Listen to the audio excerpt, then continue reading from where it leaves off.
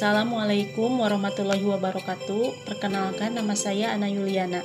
Saya peserta Latsar golongan 2. Melalui mind map ini, saya akan menjelaskan tentang wawasan kebangsaan dan nilai-nilai bela negara.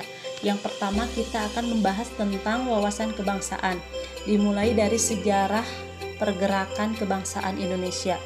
Kebangsaan Indonesia terbangun dari serangkaian proses yang panjang yang dimulai pada tanggal 20 Mei 1908 yang dilatar belakangi terbentuknya organisasi Budi Utomo, dan sampai dengan saat ini kita peringati sebagai Hari Kebangkitan Nasional. Yang kedua, pada tanggal 28 Oktober 1928 dengan dilatar belakangi adanya Kongres Pemuda, dan kita peringati sebagai Hari Sumpah Pemuda, dan mencapai puncaknya pada tanggal 17 Agustus 1945 sebagai Hari Proklamasi Kemerdekaan. Sekarang kita beralih kepada pengertian wawasan kebangsaan. Apa sih pengertian dari wawasan kebangsaan itu?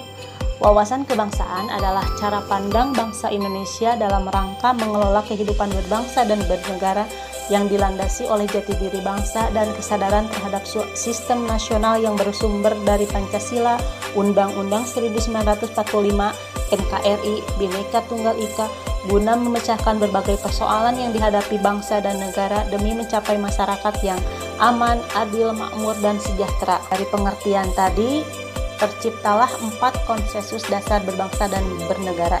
Yang pertama, Pancasila. Pancasila merupakan landasan dasar negara.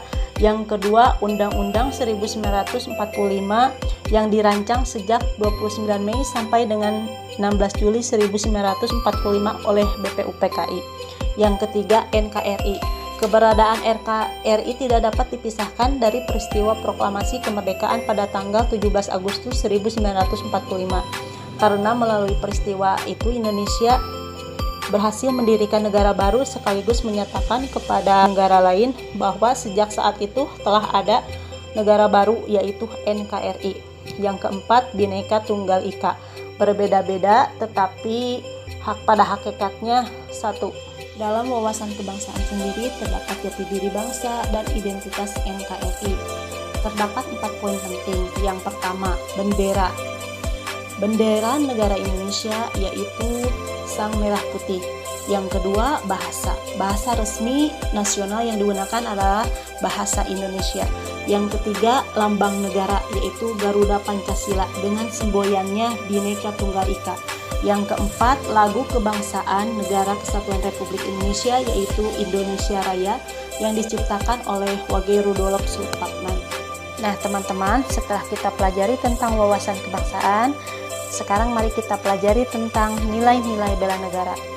Sejarah bela negara dilatar belakangi pada peristiwa tanggal 19 Desember 1948 dengan terbentuknya pemerintahan darurat NKRI dalam rangka mengisi kekosongan kepemimpinan pemerintahan NKRI. Dan pada tanggal 18 Desember 2006, Presiden Dr. Haji Susilo Bambang Yudhoyono menetapkan tanggal 19 Desember sebagai Hari Bela Negara. Kemudian dilatar belakangi dengan adanya ancaman. Ancaman yaitu sebuah kondisi tindakan potensi baik alamiah atau hasil suatu rekayasa berbentuk fisik atau non-fisik yang berasal dari dalam negeri atau luar negeri yang dapat membahayakan kelangsungan hidup bangsa dan negara. Kemudian kewaspadaan dini. Kewaspadaan dini yaitu kewaspadaan setiap warga negara terhadap setiap potensi ancaman.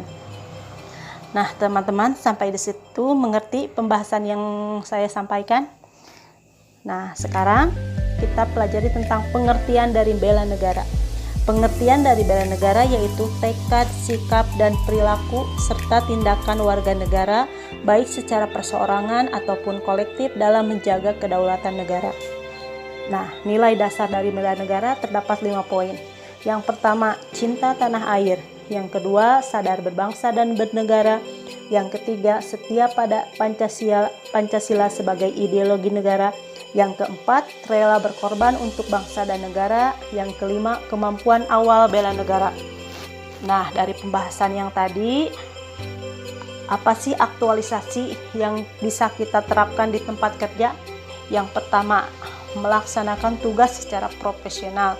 Yang kedua, mengutamakan kepentingan serta keselamatan bangsa dan negara di atas kepentingan pribadi. Yang ketiga, disiplin, mematuhi segala peraturan yang ada di tempat kerja. Yang keempat, mencontoh dan mengamalkan nilai-nilai yang terkandung dalam sila-sila Pancasila. Dan masih banyak lainnya. Mungkin teman-teman bisa menambahkan. Sekian pembahasan yang bisa saya sampaikan. Semoga bermanfaat. Assalamualaikum warahmatullahi wabarakatuh.